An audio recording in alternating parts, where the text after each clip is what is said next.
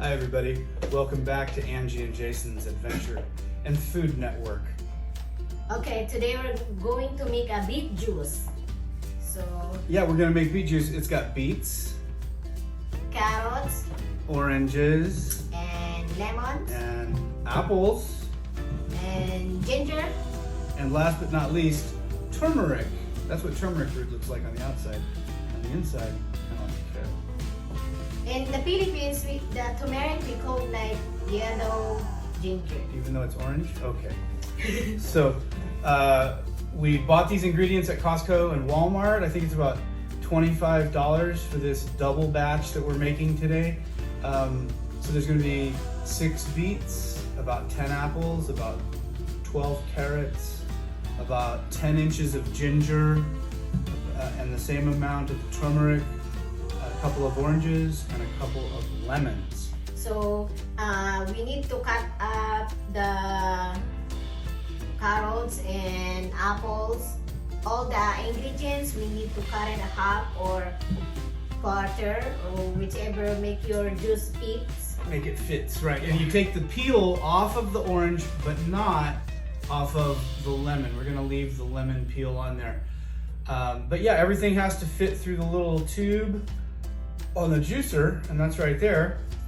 And yeah, after Rick and Rochelle turned us on to this recipe, we went right out to Amazon and bought this nice Ayeto slow juicer for about $120 on Amazon. And it's just wonderful device. Comes together quite easily. And I didn't even read the instruction manual. Oh, who needs that? So yeah, just like that, boom, boom, boom. And you're ready to juice. You've got your juicer bucket, and this is where the waste goes. There's only 3 settings on this, off, and then there's soft for soft stuff like the apples and the citrus, and then hard for the roots vegetables that we're gonna be smashing up. And then there's also a reverse gear in case things get jammed up. So yeah, you got your little press, and everything just has to be small enough that it's going to fit through that little hole. And then the auger is going to grind it right up and make some juice.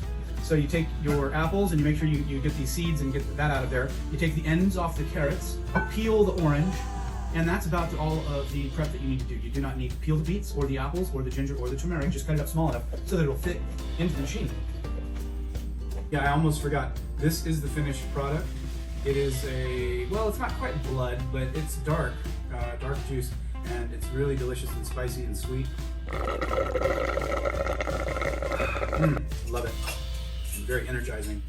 Beets, somehow they help your oxygen to make it very good for endurance, To your body. athletic Good stuff for your like body. cycling. Which, so, I make video and then I can fast forward it.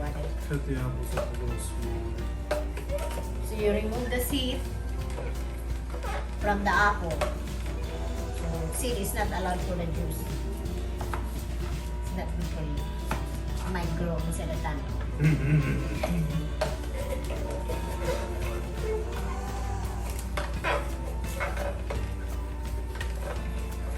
And some people say, well, why is it a slow juicer? And I don't know. Somebody said that the fast juicers, which are spinning very, very fast, they spin so fast that somehow they destroy some of the enzymes in the juice and make it less healthy. That sounds like maybe not to me, but I don't know. Rick and Rochelle said it worked, so we believe them. Yeah, and I showed my other friend Cecil about this, and I shared some of the juice with him, and he went and bought one of these juicers the next week because he thought it was so delicious as well. Oops, we're on the wrong setting. I'm on soft, putting hard things through there. That's the problem. Okay. Hard, yeah, there's only 2 settings here, hard and soft, and I already messed it up, so. Last time I juiced, I did all the carrots first so that I saved the carrot pulp because I thought maybe I could make a carrot cake or something like that, but, and then I did the same with the beets because it seems like such a waste to throw away all the pulp. But at the end of the day, everything goes to waste eventually. I mean, some bacteria is going to eat it, later on back at the landfill. So you can rest assured knowing that much. Because at this point, I've got a week-old bucket of pulp for carrots and beets in my refrigerator, and I still haven't done anything with it. So the bacteria that I mentioned might get to it before it ever reaches the landfill.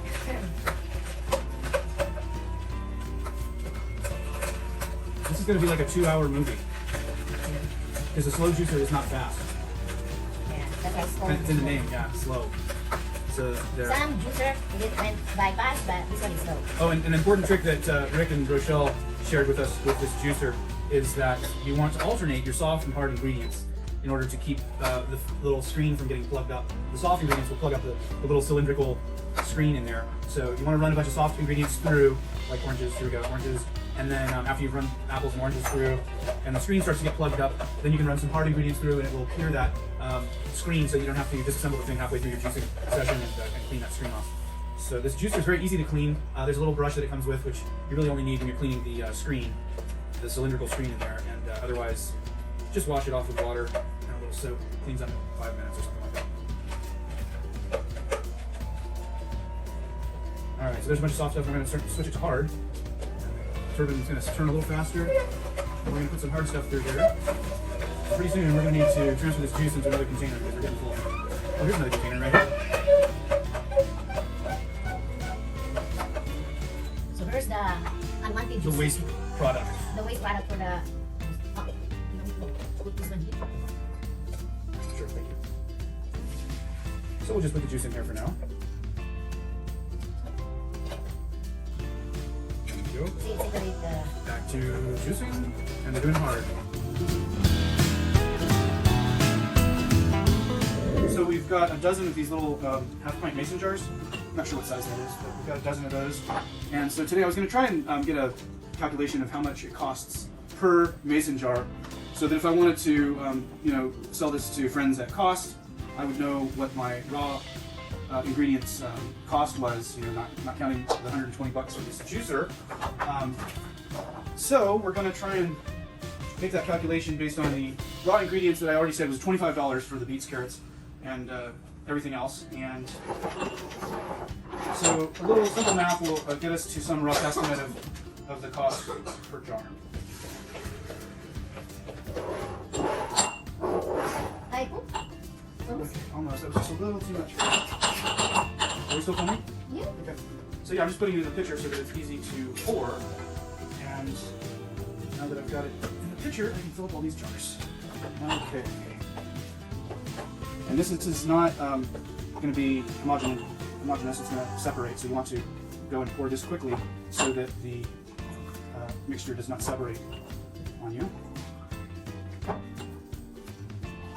You overput now.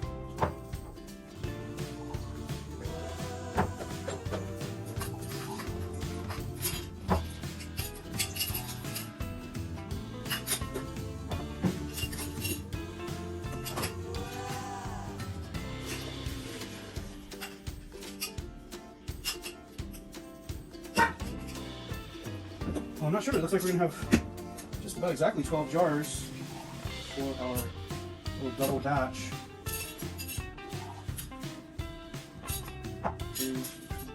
That's 12 jars. I think we're almost exactly 12. Oh, look at that symmetry there. We have exactly 12 jars. That's 2, 4, 6, 8, 10, 12 jars of juice with the double batch that we just made of the beet juice. And so, what is that going to end up being? About only $2 per jar. That's actually cheaper than I thought it would be. I thought it was going to come out being quite a lot higher than that. So I think if we just rounded it up to $2.50 a jar, and then $5 for 2 jars, that's going to cover our cost, and we can sell that to our friends. But if we don't like you, $5 a jar.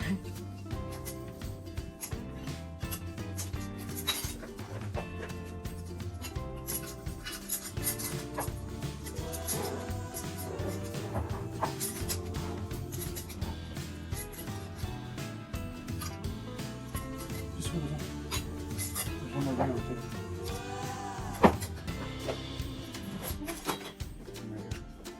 That's like something here, so it's not easy. This is one brand.